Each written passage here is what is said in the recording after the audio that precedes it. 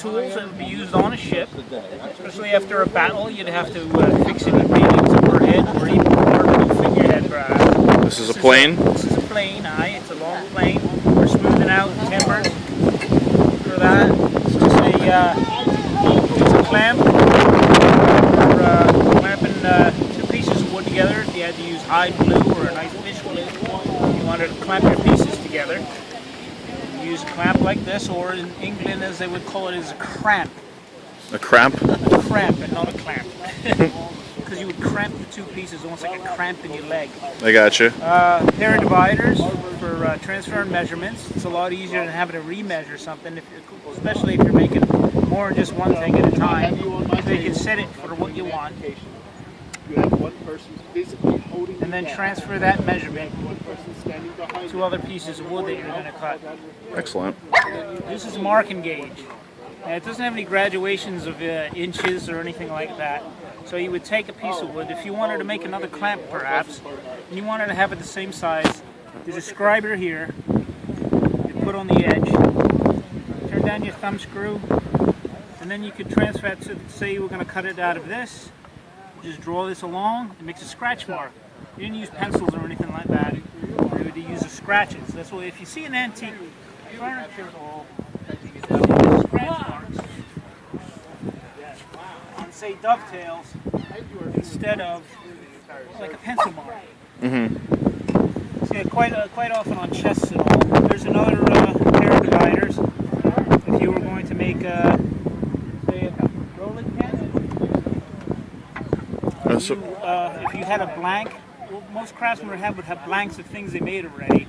And you just transfer that measurement over. You wouldn't measure it with a tape roll. You would measure it with a pair of dividers, and then you could, on the lathe, keep checking your work and see if you have to, keep taking more wood off and get to the diameter that you wanted. Another way of making a round object out of a square one is to use a draw knife. If you had, say, a square piece of wood, you want to round off the edges of it, you would draw this along, take off shavings as needed. This is a firmer chisel. If you were to cut out a mortise and a piece of wood, put a tenon into it, and then peg through, you would use this and a mallet, a wooden mallet. If you use an iron one on here, eventually this is going to happen. It was misused terribly before I got a chance to get a hold of it.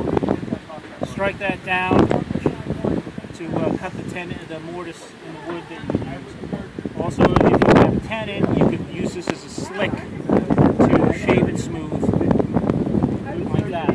They didn't have a power tool back then, so you'd have to use an auger. If you wanted to make a hole in a piece of wood, you'd have to use an auger like this. Down, turn, until you went through the depth that you wanted to go. Then you could insert a round dowel into the hole that you've made. We just have some smaller tools here. This is a soldering iron. Heat it up in a fire, and then use your lead to make a tin object, such as this, to solder these tubes into this flat piece. You would heat it up, use it to melt the solder around, then you'd have to keep heating it again. It wasn't something that was hot constantly as today. Small chisel for carving. You could carve initials into something. Also a gouge. It's a round one that you could use for carving. This is a scratch awl. Like I said, they didn't have pencils or anything back then, so we'd use your measurements, transfer them to the wood with the scratch awl. I've seen an awl before, but I didn't realize what it was for. Yeah, well, there's several different types. There's some that you would use in leatherworking, punch a hole in the leather, or as you were sewing, you would use an awl to make the hole for sewing.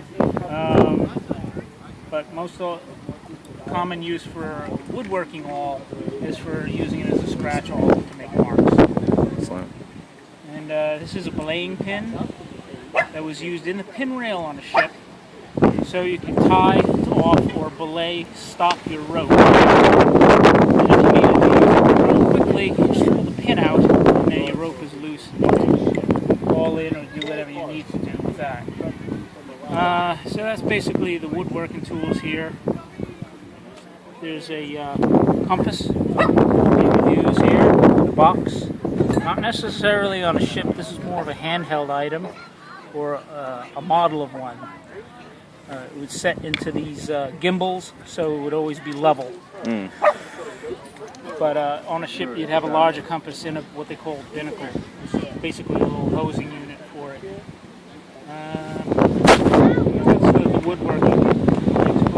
These are some of the herbal medicines that they would use at the time in the hopes that you'd get over whatever you had. Most of the times you didn't, but if you had trouble sleeping, they'd use valerian, and that's still used today in some herbal medicines for helping you to sleep. And hawthorn was used for your heart if you had heart trouble. They would grind this up in the mortar and pestle, and they'd give you the ground up form of it. This is uva ursi, which was used for bladder infections, and men generally got them a lot worse than women back then for some unknown reason, but they got them a lot worse, and there were more men than women on ship because they didn't really allow us on ship because we were considered bad luck. But anyway, no, they are not. I am not. Yeah, who said that? This is an ointment or an unguent that you'd use on a wound. And then this is hyssop, which you would use if you were seasick, nauseous, for over anything, vomiting, something like that. You'd use that. And this is a powder you could use for a poultice to also put on the wound. I don't know if your mother has ever used baking powder or anything like that. Wet it, put it on the wound. My mother used to do that with me all the time. Bee stings and everything, yeah. Mostly I got aloe.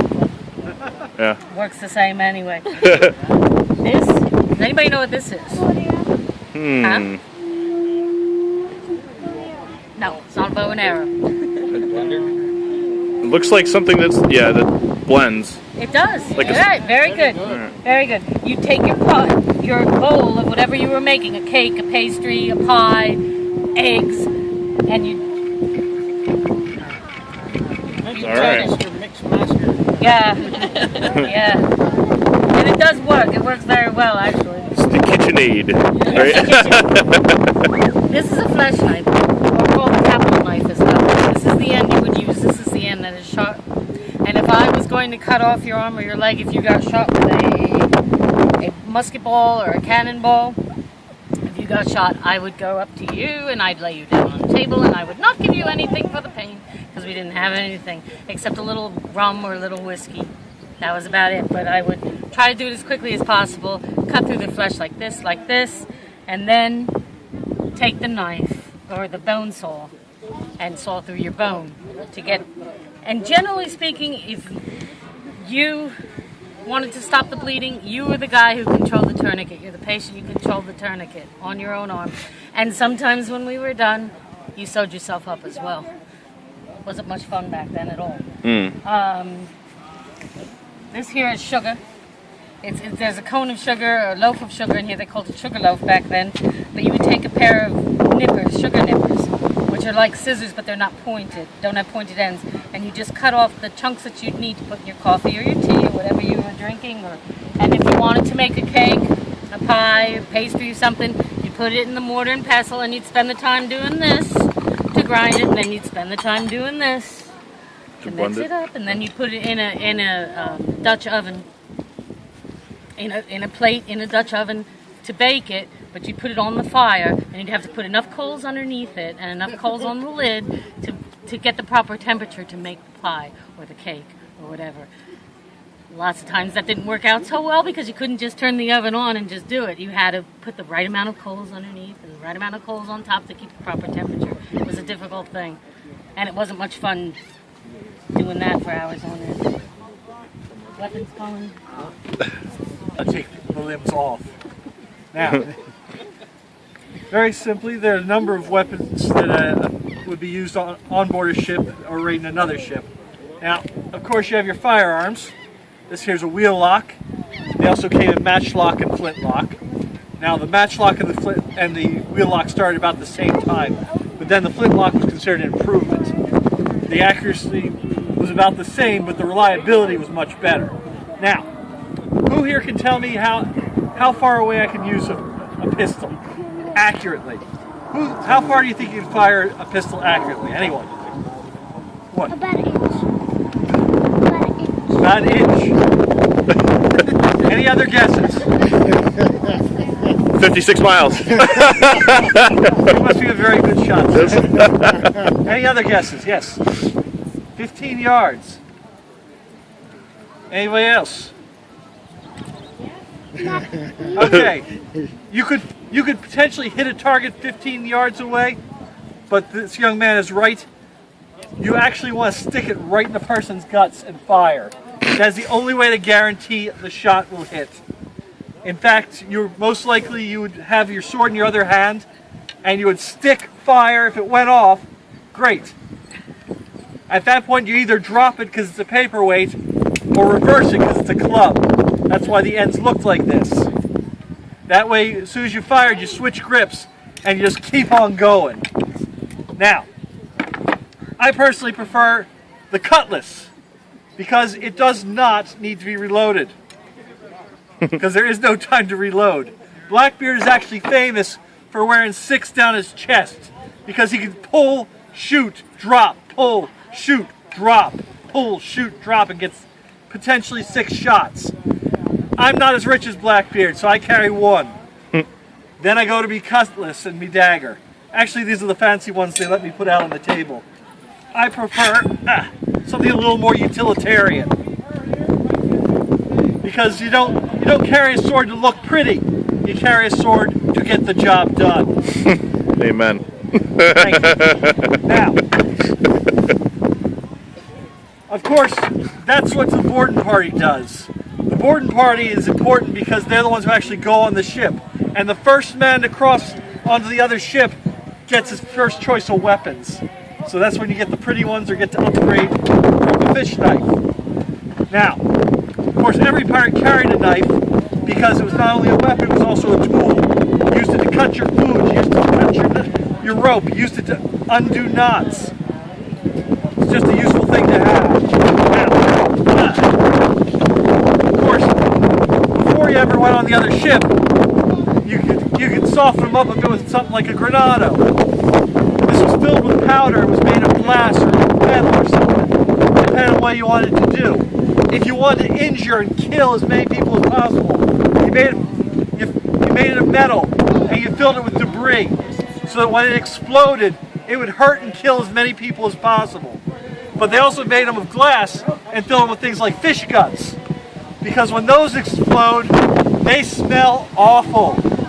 And then people would jump off the ship rather than be near that smell. Wow. Now, of course, not yet. You also had people up in the rain with the long guns firing down onto the deck. This was, again, to soften up the ship you were attacking. Now, of course, if you were being boarded, you used any weapon that was available, including tools like a crate hook. I like this because you can also grab things with it. It also scares the crap out of people as you come at them. But you also use the belaying pin, which, as you were told, is used to secure ropes on the ship. But it's also called belaying pin because belay means stop. And you can grab it right off the rail and say, belay, belay, belay! Belay that! Yeah. Right? And you get your point across very quickly. Now, of course, once you'd taken the ship, you had your choice of treasures. You had gold, silver, jewels, but you also had household goods like sugar, spices, medicines. In fact, Blackbeard is actually known to have taken an entire town hostage for about $14 worth of medicine for certain conditions the crew had that I will not discuss in front of the children. But you also could get things like tools. Well, these are RVD meds. You can't have them. You could also get tools and personnel. If you need a shipwright to fix your ship, a sailwright to fix your sails, a doctor, a navigator. This was a very good time to upgrade your crew because they really didn't have a choice. Now, of course, They sometimes made deals if you were a very talented sea artist. If you had a skill they needed, they would promise you that if you were ever taken, they would claim you were taken against your will, because no pirate is ever taken alive if they can help it. The reason is because in every case the penalty was death. So no pirate ever surrendered willingly. Because the known sentence for that was the Tyburn jig. Tyburn was a port in England where they would be brought back for trial. If you were found guilty of piracy, you would be hung. And it is said that as you hung, as the life choked out of you, in your last hope for freedom and life, you would kick and struggle, and hanging there it looked like a dance, and was known as the Tyburn jig, and was quite often the last thing a pirate ever did on this mortal plane. Now, unfortunately, as a lesson to other pirates, they would sometimes tar the bodies. Now, this meant that the body would last longer. Sometimes they would put a sign on it as a warning to all other pirates that this was what would happen to them if they came to their town. Sometimes it was effective, but piracy went on. Now, any questions? Do you think in 100 years there'll be Somalian pirate reenactors? It's possible. Well, yes, it's true. They don't quite have the style of the Golden Age pirates. But on the other hand, Golden Age pirates weren't that pretty either. But now they've come to represent freedom and adventure to the modern, less adventurous crowd. So who knows? 100 years from when this film is being made with your strange little fairy box, who knows? Perhaps children will be dressing up with machine guns as Somali pirates. It's hard to tell. Try to shake the fairies out. Thank you so much. Thank you. My pleasure. Brought to you by Bloody Historical. See us on Facebook? We are. Okay.